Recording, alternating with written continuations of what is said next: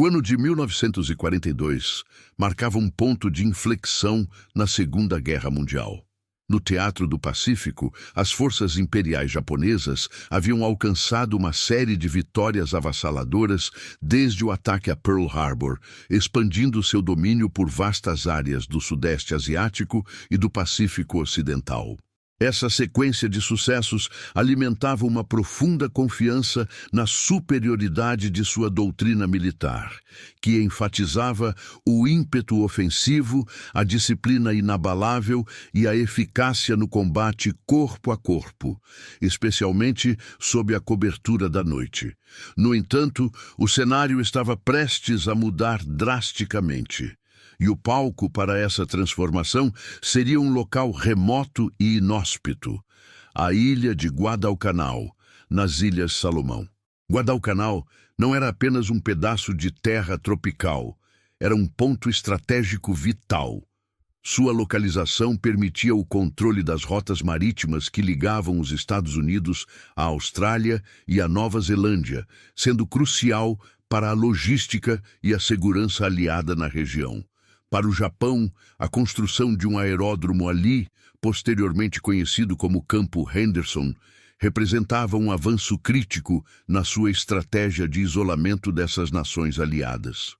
Quando as tropas japonesas desembarcaram em agosto de 1942 para consolidar sua presença e concluir a base aérea, estavam confiantes de que a selva densa e o clima úmido e propenso a doenças favoreceriam suas táticas de infiltração e ataque surpresa, métodos que haviam provado ser eficazes em outras campanhas. Contudo, o que os japoneses encontraram em Guadalcanal foi uma realidade militar inesperada e brutalmente diferente de suas expectativas. Em 7 de agosto de 1942, a Operação Watchtower marcou a primeira grande ofensiva terrestre aliada no Pacífico, com fuzileiros navais americanos desembarcando na ilha. Para surpresa e choque das forças imperiais, a selva que esperavam dominar com sua astúcia e ferocidade se tornou um campo de batalha, onde as regras do jogo eram ditadas pelos americanos. A doutrina de guerra japonesa, baseada no ímpeto espiritual e na crença de que a coragem individual superaria a tecnologia inimiga, colidiu com uma abordagem americana pragmática e implacável. Os fuzileiros navais americanos implementaram táticas que subverteram as vantagens que os japoneses esperavam ter. Em vez de uma defesa passiva, eles estabeleceram um padrão de patrulhas agressivas, que constantemente sondavam as linhas inimigas, negando aos japoneses a iniciativa e a capacidade de reunir informações de forma eficaz. Essas patrulhas não apenas defendiam, mas também atacavam, mantendo o inimigo sob pressão contínua e desorganizando seus planos de ataque antes que pudessem ser totalmente desenvolvidos. Adicionalmente, os perímetros defensivos americanos não eram estáticos e inflexíveis. Eles eram projetados para serem flexíveis. Essa adaptabilidade permitia que as defesas absorvessem a pressão inimiga em certos pontos, enquanto concentravam recursos para contra-ataques ou para direcionar o inimigo para zonas de aniquilação pré-determinadas. Essa flexibilidade contrastava com a doutrina japonesa, que muitas vezes favorecia ataques frontais e persistentes, mesmo diante de perdas elevadas. O elemento mais devastador para a doutrina japonesa foi, talvez, o fogo coordenado. Os fuzileiros navais americanos, equipados com rádios e mapas precisos, tinham a capacidade de solicitar e direcionar fogo de artilharia e morteiro com precisão milimétrica e em tempo real. Isso significava que qualquer concentração de tropas japonesas ou qualquer tentativa de uma carga banzai seria imediatamente alvo de uma barragem esmagadora de projéteis. Essa capacidade de concentrar fogo instantaneamente desmantelava as cargas banzai japonesas antes que pudessem sequer atingir as linhas americanas, negando-lhes o ímpeto e o choque psicológico pretendidos. As esperanças japonesas de domínio noturno e combate corpo a corpo eram sistematicamente frustradas por essa rede de fogo letal e coordenado.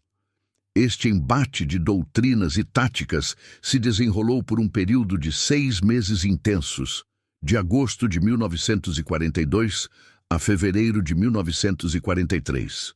Durante esses meses, Guadalcanal se tornou um laboratório de guerra na selva, onde a engenhosidade tática e a coordenação tecnológica americanas reescreveram as regras do combate em um ambiente hostil, desafiando e, em última instância, quebrando a aura de invencibilidade que envolvia as forças imperiais japonesas.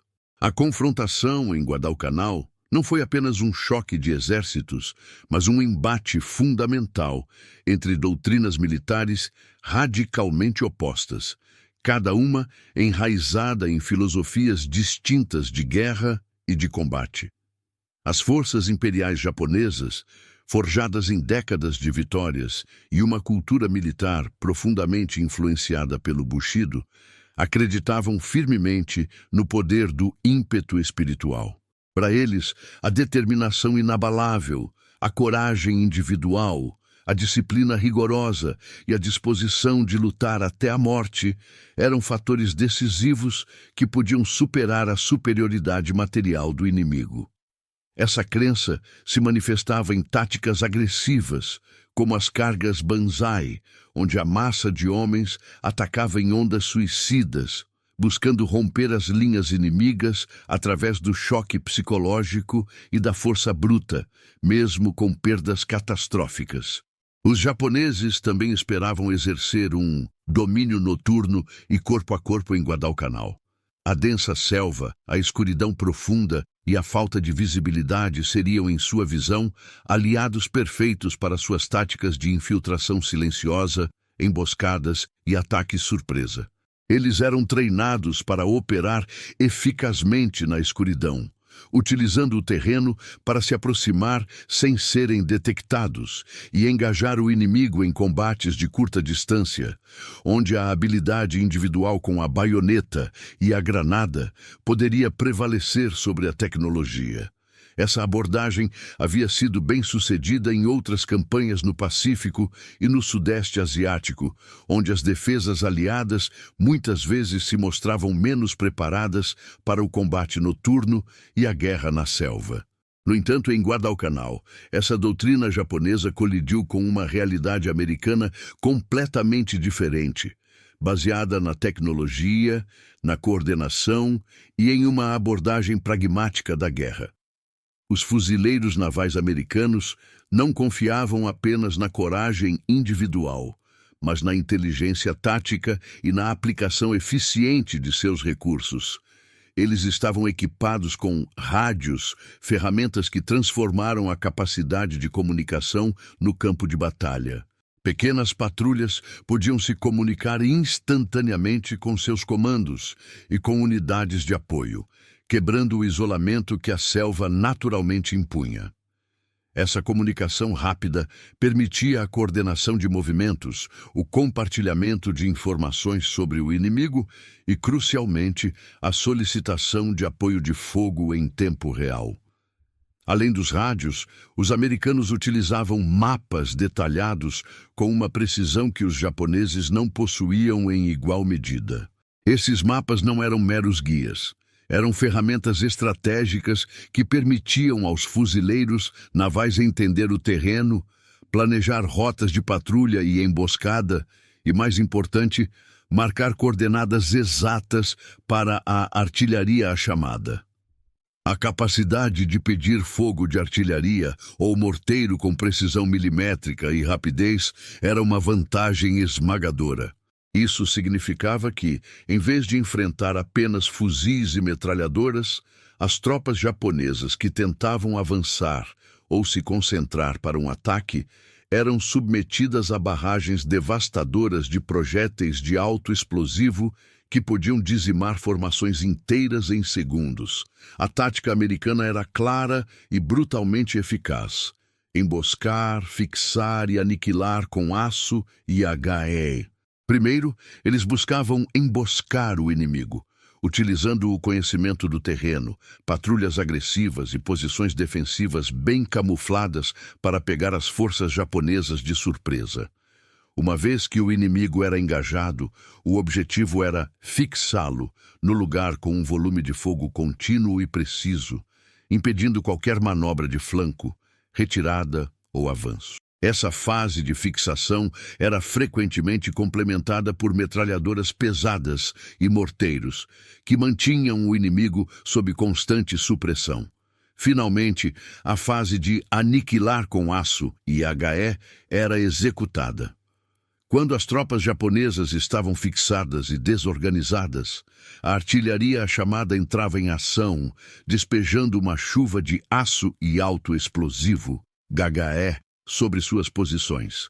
Essa abordagem fria e pragmática desmantelava as filosofias japonesas em campo. O ímpeto espiritual, que deveria levar os soldados japoneses a superar a adversidade, era esmagado antes mesmo de poder se manifestar plenamente. As cargas Banzai, que em outras batalhas haviam aterrorizado os aliados, em Guadalcanal se transformavam em massacres, com ondas de soldados japoneses sendo ceifadas pela artilharia e pelo fogo coordenado antes que pudessem sequer se aproximar das linhas americanas para o combate corpo a corpo que tanto valorizavam. A selva de Guadalcanal se tornou, assim, o palco onde a crença no espírito guerreiro japonês encontrou seu limite contra a implacável combinação de tecnologia, tática e coordenação americana. A selva de Guadalcanal, com sua densidade sufocante, umidade implacável e terreno traiçoeiro, era um ambiente que, à primeira vista, parecia favorecer as táticas de guerrilha e infiltração que as forças japonesas dominavam. Eles esperavam que a mata fechada anulasse a superioridade tecnológica americana, transformando o combate em uma série de escaramuças noturnas e confrontos corpo a corpo, onde o ímpeto e a disciplina individual seriam decisivos. Contudo, os fuzileiros navais americanos demonstraram uma engenhosidade notável, subvertendo a própria natureza da selva para transformá-la em um aliado tático, reconfigurando o campo de batalha de maneira que os japoneses não haviam previsto. A chave para essa reconfiguração residia na integração eficiente de tecnologia e tática. Os rádios desempenharam um papel absolutamente crucial. Longe de serem meros dispositivos de comunicação, eles se tornaram a espinha dorsal da coordenação em tempo real no Labirinto Verde. Pequenas patrulhas, muitas vezes compostas por apenas alguns homens, podiam manter contato constante com seus postos de comando, com outras unidades de patrulha e, mais importante, com as baterias de artilharia. Essa capacidade de comunicação instantânea quebrava o isolamento imposto pela selva, permitindo que informações sobre movimentos inimigos, posições defensivas e concentrações de tropas fossem transmitidas e processadas em questão de segundos. Para os japoneses, que frequentemente dependiam de mensageiros, sinais predefinidos ou comunicações mais lentas e menos seguras, a fluidez da rede de rádio americana era uma desvantagem esmagadora, negando-lhes a capacidade de reagir ou se adaptar com a mesma velocidade. Complementando os rádios, o uso de mapas detalhados foi igualmente transformador. Estes não eram apenas esboços rudimentares do terreno. Eram cartas topográficas precisas que permitiam aos fuzileiros navais uma compreensão profunda do ambiente.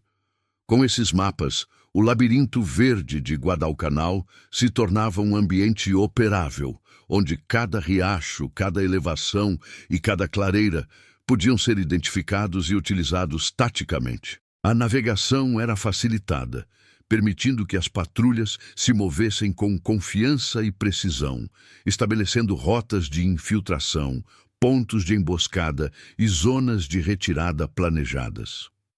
Mais importante ainda, os mapas forneciam as coordenadas exatas necessárias para dirigir o fogo de artilharia.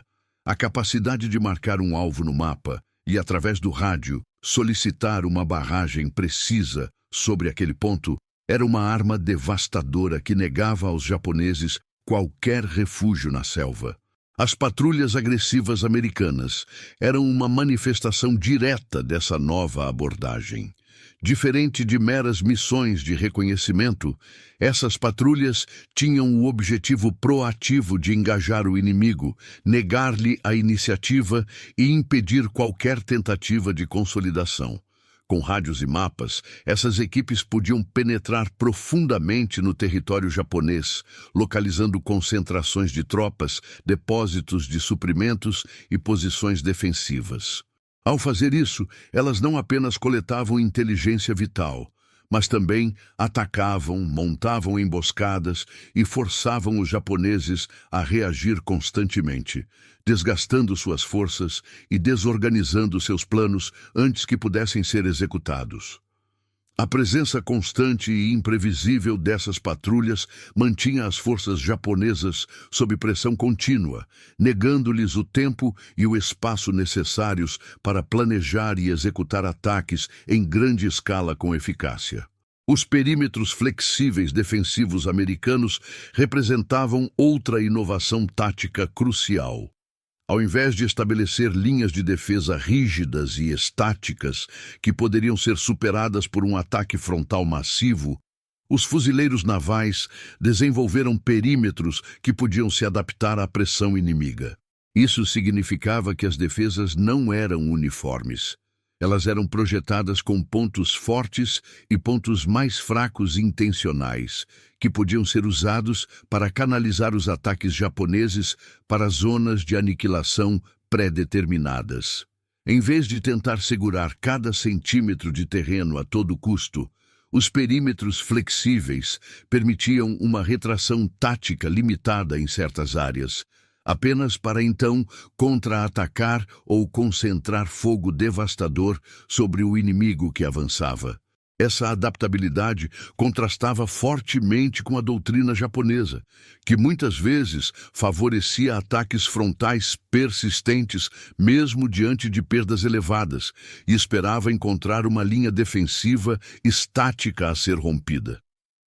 A combinação de patrulhas agressivas e perímetros flexíveis, ambos habilitados pela comunicação por rádio e pela precisão dos mapas, transformou a selva de Guadalcanal em um campo de batalha, onde os americanos ditavam o ritmo e as regras. Para as forças japonesas, acostumadas a um tipo de guerra, onde o ambiente natural e o combate corpo a corpo eram seus maiores trunfos, essa adaptabilidade e o uso integrado da tecnologia eram novidades esmagadoras.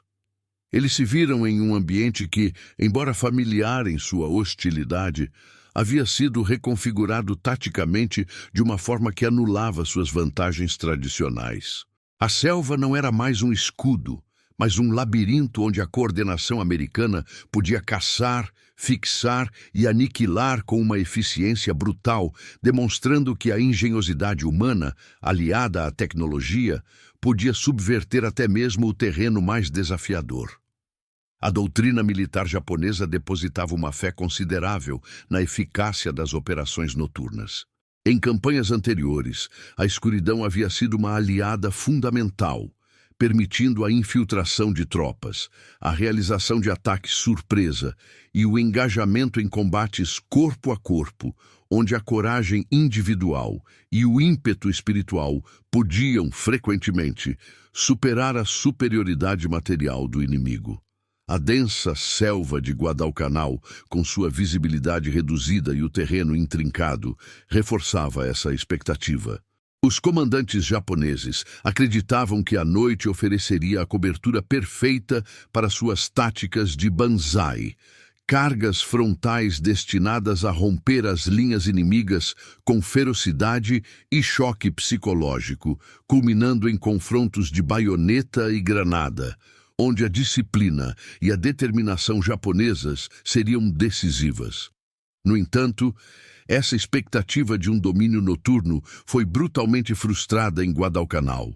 Os fuzileiros navais americanos, cientes das táticas japonesas e da importância estratégica da noite, desenvolveram uma série de contramedidas que transformaram a escuridão de uma potencial vantagem japonesa em um campo de aniquilação para suas forças. A preparação americana para os ataques noturnos era meticulosa e multifacetada, combinando vigilância constante, tecnologia e a capacidade de concentrar fogo com precisão devastadora.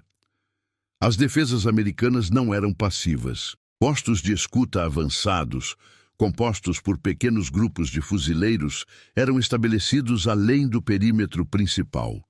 Esses observadores, treinados para detectar os sons sutis de movimento na selva, como o farfalhar de folhas ou o clique de equipamentos, forneciam alertas precoces sobre a aproximação inimiga. Além disso, os perímetros eram frequentemente protegidos por arames farpados e armadilhas sonoras improvisadas, como latas penduradas em fios, que alertavam sobre a presença de infiltrados. A iluminação noturna era outro componente crítico da estratégia americana. Ao contrário do que os japoneses esperavam, a noite em Guadalcanal raramente era completamente escura para os defensores. Os fuzileiros navais utilizavam uma variedade de dispositivos de iluminação, incluindo granadas de fósforo e, mais comumente, projéteis de morteiro e artilharia que explodiam no ar, liberando paraquedas com sinalizadores que iluminavam vastas áreas da selva por vários minutos. Essa iluminação súbita e intermitente expunha as tropas japonesas que tentavam se infiltrar ou se concentrar para um ataque, transformando-as em alvos fáceis para as metralhadoras e atiradores americanos pré-posicionados. A capacidade de concentrar fogo coordenado era o pilar da defesa noturna americana. As posições defensivas eram meticulosamente planejadas, com campos de tiro sobrepostos para metralhadoras e fuzis automáticos. Crucialmente, as baterias de artilharia e morteiros tinham alvos pré-registrados em todas as abordagens prováveis ao perímetro. Isso significava que, ao primeiro sinal de um ataque japonês, ou mesmo por solicitação de um observador avançado via rádio, uma barragem de fogo de artilharia e morteiro podia ser desencadeada instantaneamente sobre as áreas de concentração inimiga. As tentativas de ruptura noturna japonesas, que ocorreram repetidamente ao longo da campanha, invariavelmente colidiam com essa parede de fogo. Os exemplos são numerosos.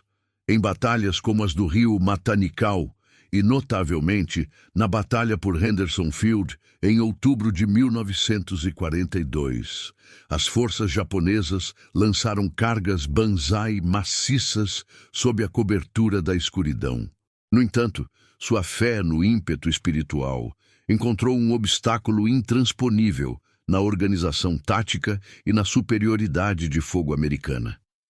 As ondas de soldados japoneses que emergiam da selva para atacar as posições americanas eram recebidas não apenas por fogo de fuzil e metralhadora, mas por uma tempestade de projéteis de artilharia e morteiros. Os clarões breves de morteiro e o trovão súbito de obuses guiados por coordenadas precisas transformavam as áreas de ataque em zonas de morte instantânea. Centenas de baixas japonesas eram registradas em cada uma dessas tentativas, muitas vezes antes mesmo que os atacantes pudessem se aproximar o suficiente para o combate corpo a corpo que tanto desejavam. O impacto psicológico dessa falha repetida foi profundo. A doutrina japonesa, que valorizava o ataque noturno e o combate de proximidade, foi sistematicamente desmantelada. A escuridão, que deveria ser uma aliada, tornou-se um véu que escondia os defensores americanos enquanto expunha os atacantes japoneses à sua artilharia implacável. Mesmo na penumbra da selva, a superioridade tática e tecnológica americana negava qualquer vantagem que o Japão esperava obter sob a cobertura da noite. O resultado foi uma série de massacres noturnos, onde o sonhado domínio noturno japonês foi aniquilado pela coordenação, pela tecnologia e pela capacidade de fogo dos fuzileiros navais americanos, redefinindo as expectativas de combate na selva e na escuridão. Em Guadalcanal, a letalidade do fogo coordenado e da artilharia, a chamada, representou uma das maiores inovações táticas americanas, transformando o campo de batalha e esmagando as doutrinas japonesas. Longe de depender apenas de confrontos diretos, os fuzileiros navais americanos desenvolveram um sistema onde o poder de fogo massivo podia ser invocado com uma precisão e rapidez sem precedentes, mesmo na densidade sufocante da selva. Este sistema era a espinha dorsal de sua estratégia de emboscar, fixar e aniquilar. O processo começava com os observadores avançados, soldados corajosos e altamente treinados que se infiltravam à frente das linhas americanas, muitas vezes em posições precárias e expostas, profundamente dentro do território controlado pelo inimigo ou em pontos estratégicos de observação. Munidos de rádios portáteis como o SCR-300 e mapas detalhados, esses observadores eram os olhos e ouvidos da artilharia. Sua tarefa era localizar concentrações de tropas japonesas, rotas de avanço, posições defensivas ou qualquer movimento significativo do inimigo. A capacidade de operar em silêncio e manter a discrição era crucial, pois sua descoberta significaria morte certa. Uma vez que um alvo era identificado, o observador avançado transmitia suas coordenadas exatas via rádio para as baterias de artilharia localizadas a quilômetros de distância. A precisão milimétrica dessas coordenadas era vital, garantindo que os projéteis atingissem o ponto desejado com máxima eficácia. As baterias, compostas por morteiros de 60 mm e 81 mm para apoio de fogo mais imediato e howitzers de 75 mm e 105 mm para barragens mais pesadas e de longo alcance, estavam em constante prontidão. A velocidade de resposta era um fator determinante. Em questão de segundos ou poucos minutos após a solicitação, os canhões e morteiros entravam em ação, disparando uma chuva de projéteis sobre o alvo. O impacto desse fogo coordenado era devastador e instantâneo. A selva que antes oferecia cobertura tornava-se uma armadilha mortal. A cena sensorial era de uma brutalidade assustadora. No meio do silêncio opressivo da mata, pontuado apenas pelos zumbidos de mosquitos e o farfalhar das folhas, surgiam os clarões breves de morteiro. Estes eram explosões mais próximas, rápidas e agudas, que desorientavam e causavam baixas imediatas, muitas vezes seguidas por rajadas de metralhadoras que varriam a área. Contudo, o verdadeiro terror vinha com o trovão súbito de obuses guiados por coordenadas precisas. Esses eram os projéteis de artilharia mais pesados, que caíam do céu com um assobio crescente, culminando em explosões que sacudiam o chão e arrancavam árvores. O som era ensurdecedor, a concussão avassaladora e a fragmentação dos projéteis de alto explosivo, GAE, varria a área com estilhaços mortais. Para as tropas japonesas, que muitas vezes se concentravam para suas cargas banzai, essa barragem instantânea era um pesadelo. Eles não enfrentavam um inimigo visível em combate corpo a corpo, mas uma força invisível e implacável que descia do céu. Essa capacidade de concentrar fogo instantaneamente esmagava qualquer avanço ou concentração de tropas japonesas antes mesmo que pudessem ganhar impulso. As cargas banzai, que em outras batalhas haviam aterrorizado os aliados com seu ímpeto e ferocidade, em Guadalcanal eram transformadas em massacres.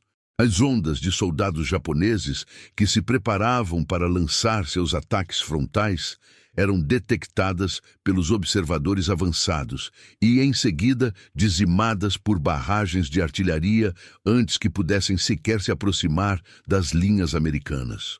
Formações inteiras eram desintegradas, a moral era quebrada e as perdas eram catastróficas. Os perímetros defensivos americanos eram projetados para canalizar os ataques japoneses para essas zonas de aniquilação pré-determinadas, onde a artilharia já tinha alvos pré-registrados. Isso significava que, mesmo que os japoneses conseguissem se aproximar, eles seriam recebidos por uma parede de fogo que não apenas os deteria, mas os aniquilaria. A selva de Guadalcanal, com sua densidade, não oferecia refúgio contra essa sinfonia de destruição.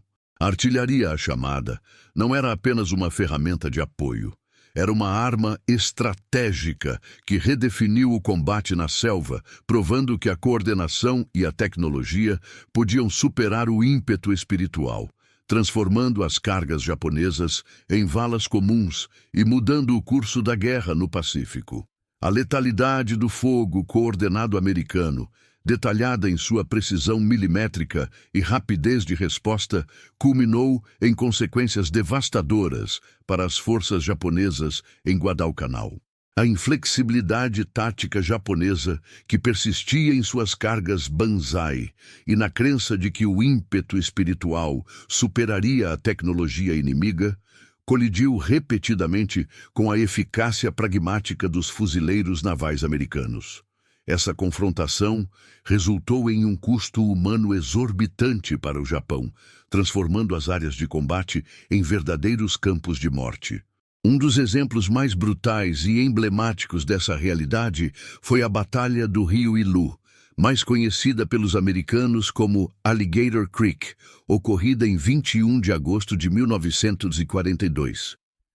Nesta ocasião, o destacamento Ichiki, uma força de elite japonesa, lançou um ataque frontal massivo contra as posições americanas a leste do Campo Henderson. Os soldados japoneses, seguindo sua doutrina de ataque noturno e combate corpo a corpo, tentaram romper as linhas americanas com cargas banzai através de um banco de areia na foz do rio. Eles esperavam que a ferocidade de seu ataque e a determinação individual de seus homens prevalecessem. Contudo, os fuzileiros navais americanos estavam preparados. Suas posições defensivas eram bem estabelecidas, com metralhadoras pesadas pré-posicionadas e campos de tiro sobrepostos, capazes de cobrir o banco de areia e as abordagens adjacentes com um volume de fogo esmagador. Quando as ondas de soldados japoneses avançaram na escuridão, foram recebidas por uma barragem implacável de projéteis, metralhadoras, Browning, 30 e P-50, fuzis automáticos e morteiros despejaram uma chuva de aço sobre os atacantes. A artilharia americana, com alvos pré-registrados na área, também foi acionada, transformando o estreito banco de areia em uma zona de aniquilação. Os clarões súbitos das explosões iluminavam brevemente a cena de horror, revelando corpos caindo e a desintegração das formações japonesas. O resultado foi um massacre. Em poucas horas, centenas de soldados japoneses foram ceifados, muitos deles antes mesmo de conseguirem se aproximar das linhas americanas. Seus corpos se amontoavam no banco de areia e nas águas rasas do riacho, criando uma barreira macabra. O perímetro de Alligator Creek, que deveria ser apenas uma linha defensiva, tornou-se uma vala comum improvisada, um testemunho sombrio da inflexibilidade tática japonesa e da eficácia do fogo coordenado americano. As perdas japonesas foram estimadas em mais de 700 homens, enquanto os americanos sofreram apenas algumas dezenas de baixas. Este padrão de ataques noturnos suicidas e defesas americanas implacáveis se repetiria em diversas outras ocasiões ao longo da campanha de Guadalcanal. As tentativas japonesas de ruptura, motivadas pela crença no poder do ímpeto espiritual e na superioridade do combate corpo a corpo, falhavam sistematicamente diante da rede de fogo coordenado e da organização tática dos fuzileiros navais.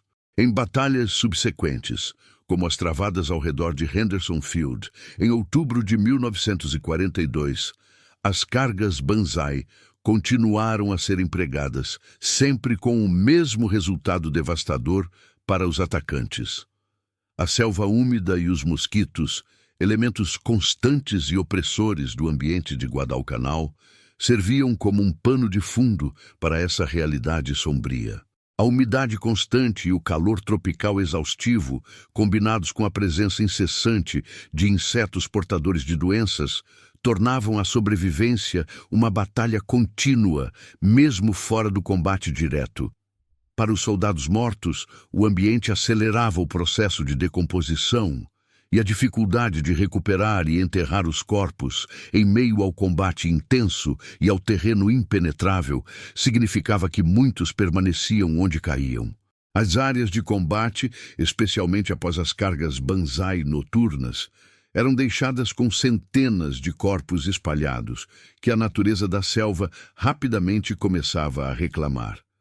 A visão desses campos de morte, onde os corpos se acumulavam em valas rasas ou simplesmente eram deixados à mercê do ambiente, representava o custo humano brutal da guerra em Guadalcanal. Não se tratava apenas de números estatísticos, mas da aniquilação de homens que, por sua doutrina e coragem, foram direcionados para um destino inevitável contra uma defesa que negava qualquer possibilidade de sucesso. Os perímetros americanos, longe de serem apenas linhas no mapa, eram zonas de sacrifício maciço para o inimigo, onde a combinação de fogo de metralhadora, morteiros e artilharia transformava cada avanço japonês em um novo capítulo de sua tragédia. A paisagem de Guadalcanal, com sua beleza natural, foi permanentemente marcada por essas cicatrizes de guerra, onde a vida foi ceifada em nome de estratégias que se mostraram fatalmente inadequadas para a nova realidade do combate.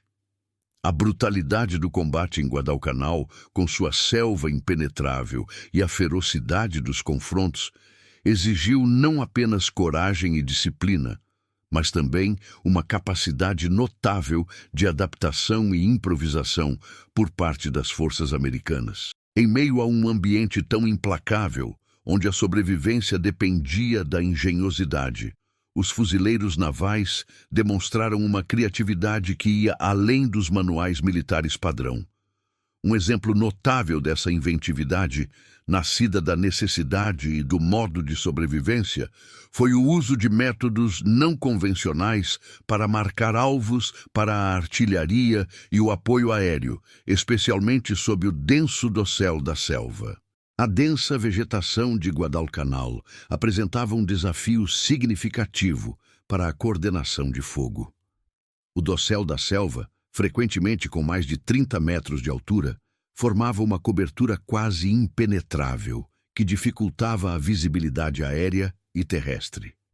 Fumaça de sinalização, normalmente usada para marcar posições inimigas ou aliadas para aeronaves e artilharia, muitas vezes se dispersava ou era obscurecida pela folhagem antes de atingir uma altura visível. Além disso, as posições japonesas eram frequentemente bem camufladas, tornando a identificação visual direta extremamente difícil, mesmo para observadores avançados. Essa limitação poderia atrasar ou mesmo impedir a aplicação de apoio de fogo crucial, colocando em risco as patrulhas e as linhas defensivas americanas. Foi nesse cenário que a engenhosidade dos observadores avançados americanos se manifestou. Em busca de uma solução para penetrar o dossel e sinalizar alvos com clareza, eles recorreram a um método inesperado: o uso de fogos de artifício improvisados. Estes não eram fogos de artifício festivos convencionais, mas sim sinalizadores ou foguetes de sinalização de cores vivas, muitas vezes extraídos de kits de sobrevivência ou de sinalização de aeronaves derrubadas e adaptados para um novo propósito. A ideia era simples, mas eficaz: lançar esses artefatos para que explodissem acima do dossel, criando um clarão ou uma trilha luminosa que pudesse ser vista pelas baterias de artilharia ou pelos pilotos de aeronaves de reconhecimento e ataque. A técnica envolvia lançar os fogos de artifício de forma que eles subissem acima da copa das árvores e detonassem. O clarão resultante, ou a fumaça colorida e brilhante que se elevava acima da vegetação, servia como um ponto de referência inconfundível. Para os artilheiros, o brilho ou a fumaça indicava a localização precisa do alvo, permitindo que ajustassem suas miras e descarregassem uma barragem de projéteis de alto explosivo. Para os pilotos que voavam em missões de reconhecimento ou apoio aéreo próximo, o sinal visual era uma orientação vital para identificar as posições inimigas camufladas e evitar o fogo amigo. Essa tática improvisada permitiu que o fogo coordenado, uma das maiores vantagens americanas, fosse aplicado com precisão mesmo nas condições mais desafiadoras da selva. A capacidade de adaptação e improvisação demonstrada por esses observadores avançados era um testemunho da mentalidade de sobrevivência e da determinação em Guadalcanal. Eles não esperavam por soluções oficiais ou equipamentos especializados para cada problema que surgia. Em vez disso, analisavam o ambiente, identificavam as ferramentas disponíveis e as adaptavam às suas necessidades táticas. Essa abordagem pragmática de fazer acontecer com o que se tinha em mãos era um pilar fundamental da resiliência americana. A selva úmida, com seus mosquitos incessantes, doenças tropicais e o calor sufocante, tornava cada tarefa extenuante. Operar como observador avançado, muitas vezes isolado e cercado pelo inimigo sob tais condições, já era um feito de coragem. Adicionar a isso a criatividade de desenvolver e empregar métodos de sinalização não convencionais sublinha a profundidade da engenhosidade no campo de batalha. Essa curiosidade extra, aparentemente um detalhe menor, ilustra um ponto crucial sobre a campanha de Guadalcanal. A engenhosidade humana foi um fator decisivo para a coordenação e a vitória. Não bastava ter a tecnologia. Era preciso saber como aplicá-la e, quando necessário, improvisar para superar as limitações do terreno e da situação. A capacidade de marcar alvos no dossel, mesmo com fogos de artifício, garantiu que a artilharia, a chamada, pudesse continuar a desempenhar seu papel devastador, esmagando as concentrações japonesas e desmantelando seus ataques. Essa criatividade em modo de sobrevivência não só salvou vidas americanas, mas também contribuiu significativamente para a eficácia geral da campanha, provando que, mesmo na mais cruel das selvas, a inteligência e a adaptabilidade podiam virar o jogo. A campanha de Guadalcanal, que se estendeu de agosto de 1942 a fevereiro de 1943, transcendeu a importância de uma mera batalha territorial. Ela representou um divisor de águas fundamental na Guerra do Pacífico. Suas consequências foram profundas, alterando não apenas o curso imediato do conflito, mas também redefinindo as percepções e as doutrinas militares que moldariam as futuras operações. A mais significativa dessas consequências foi a quebra da aura de invencibilidade japonesa. Desde o ataque a Pearl Harbor, em dezembro de 1941, as forças imperiais japonesas haviam conquistado uma série ininterrupta de vitórias espetaculares, expandindo seu império por vastas regiões do Pacífico e do Sudeste Asiático. A queda de Singapura, a Batalha do Mar de Java e a rápida ocupação das Filipinas e da Birmânia haviam consolidado a imagem de um exército e uma marinha imparáveis, cujos soldados eram inigualáveis em sua ferocidade e determinação. Essa percepção, tanto entre os aliados quanto dentro do próprio Japão, alimentava a crença em uma superioridade intrínseca e quase mística. Guadalcanal, no entanto, desmantelou essa ilusão de forma brutal e irreversível. Foi a primeira grande ofensiva terrestre aliada bem-sucedida.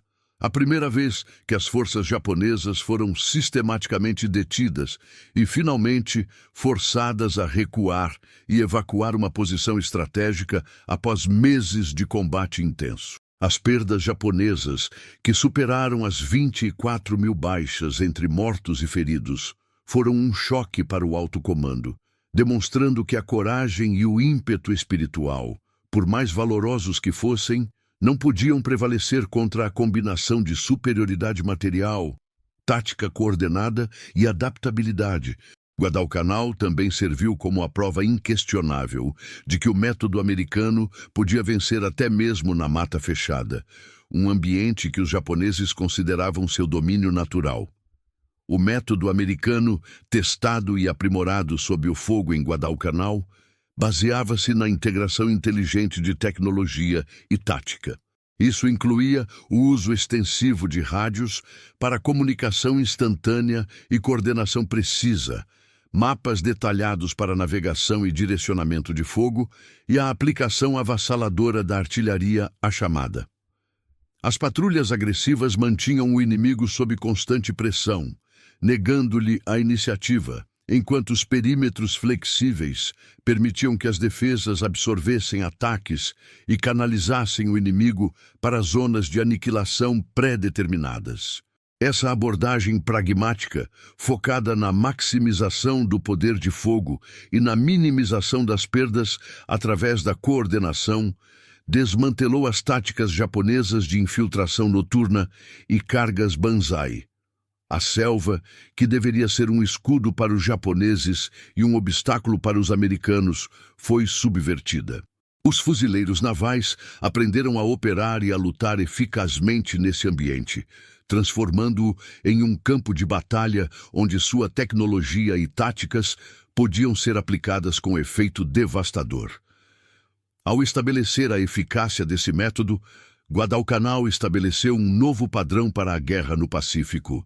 A campanha demonstrou a importância crítica da superioridade aérea e naval para apoiar operações terrestres em ilhas remotas, bem como a necessidade de uma logística robusta para sustentar as tropas em ambientes hostis. As lições aprendidas sobre a guerra na selva, desde a importância da hidratação e combate a doenças, até a necessidade de táticas flexíveis e fogo coordenado, seriam aplicadas em todas as campanhas subsequentes, desde Tarawa até Okinawa. A estratégia de salto de ilha, island hopping, que viria a definir a ofensiva aliada no Pacífico, foi, em parte, um resultado direto das experiências e sucessos em Guadalcanal, onde a capacidade de neutralizar e contornar fortalezas japonesas foi demonstrada. A iniciativa estratégica no Pacífico passou definitivamente para as mãos dos aliados, marcando o início de uma longa e custosa, mas inexorável, marcha em direção ao Japão. Em retrospecto, a batalha por Guadalcanal sublinhou uma verdade fundamental sobre o combate em ambientes extremos. Na selva, a coragem individual conta imensamente. A bravura e a resiliência dos soldados de ambos os lados, que enfrentaram não apenas o inimigo, mas também as condições brutais da natureza, foram inegáveis. No entanto, a campanha provou que a coordenação conta mais. A capacidade de integrar unidades, comunicar-se eficazmente e concentrar o poder de fogo no momento e local certos amplificou a coragem dos combatentes americanos, transformando-a em uma força tática decisiva. Os Estados Unidos, em Guadalcanal, trouxeram ambas, a coragem de seus homens e a coordenação de seus recursos, reescrevendo as regras da guerra e assegurando uma vitória que ecoaria por todo o teatro do Pacífico.